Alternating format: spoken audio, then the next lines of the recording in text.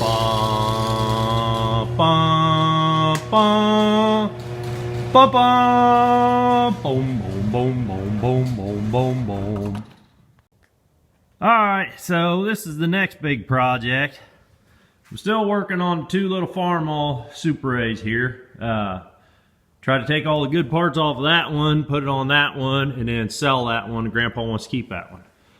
But run across this good deal and I just couldn't pass it up. This is mine. Now, I've been kind of looking for a front end loader with a 4-way bucket a little bit, and I guess about a week ago I noticed on Facebook Marketplace that is the only reason I keep a Facebook account, because I'm so fed up with everybody pissing and moaning and crying on Facebook. But I just can't bring myself to do away with it, because, man, there's some good deals end up on that Facebook Marketplace. So anyhow, I seen this come up on Facebook Marketplace, and I went up fully expecting this thing to be a heap of junk for the price they wanted for it. But I thought, you know what, it'd be some good experience. At least I'll know what to look out for. You know, I need some experience of looking at these things, because I'm not around this big stuff. So I went up there fully expecting this thing to be wore out piece of junk, and I was just going to look at it and you know, get some experience under my belt of looking at these things. Man, I'm telling you, I was shocked at what I found. And as luck would have it, a feller I know just happened to be there buying some other stuff off of this family. They're selling a bunch of stuff. The old man passed away, and they're selling some stuff. So I was there looking at this, and he come look at a grater box. And sure enough, he says, well, heck, we've had 2 or 3 of them at the farm, you know, over the years. Well, hell, man, walk around this thing and tell me what you see. So undercarriage is about brand new. So you guys that know that this undercarriage is a big expense on these machines. And undercarriage is about brand new. There ain't hardly no leaks on the thing. It's a 1972 International 175C, so back in the day it was kind of the Cadillac. Now you'll notice that I've got that bag there sitting over top of them lines. The pilot control valve is bad. That's the gear shift selector. It was really acting up. We was lucky to get it loaded and unloaded.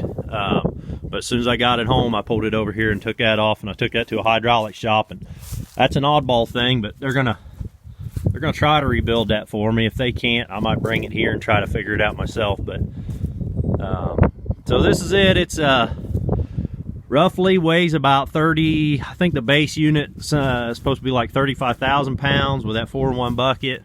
That adds a little bit more weight, so you might be looking about 37,000 pounds. You know, I really, like I say, I was kind of looking for one, but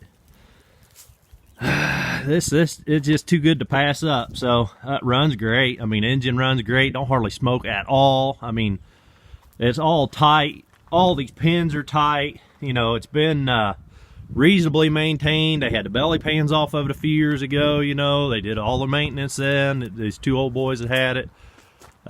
You'll notice the hydraulic leak there. He overfilled the reservoir. He was looking at the sight glass. The old boy was looking at the sight glass and couldn't tell if it was full or empty, so he went ahead and topped it off. Well, the sight glass was already full and he plumb filled it up, so it just run out. But other than that pilot control valve, when we was loading it up, it blew a hydraulic line on the 4-way bucket cylinder here. So I just completed my first repair. Was that hose there. It was it's a 3/4 inch hose. It cost me $50 to have a brand new one made up. So I mean, of all the hoses to blow, that seems like it's about the easiest one to get to. So I'll be doing more videos on this thing, a whole bunch more videos, I'd imagine. Looking at doing the major maintenance on it. You know, I want to change all the fluids in it, make sure it's in good shape, and start using it around here a little bit. Knock down some trees back here. I might push up a big hole and maybe make a little pond. I don't know. We'll see.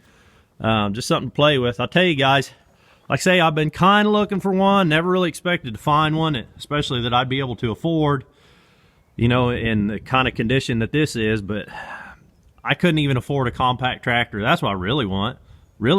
You know, a 40 horse 4-wheel drive little compact tractor, but I can't afford it. So, you know, I bought a 140 horse, you know, International DT 466, you know, super powerful engine, damn good international engine. A whole lot cheaper than I could buy a little tractor for. So it's unfortunate that that's the way that market is, but you know, that's what it is. So we'll be playing with this thing a whole lot more.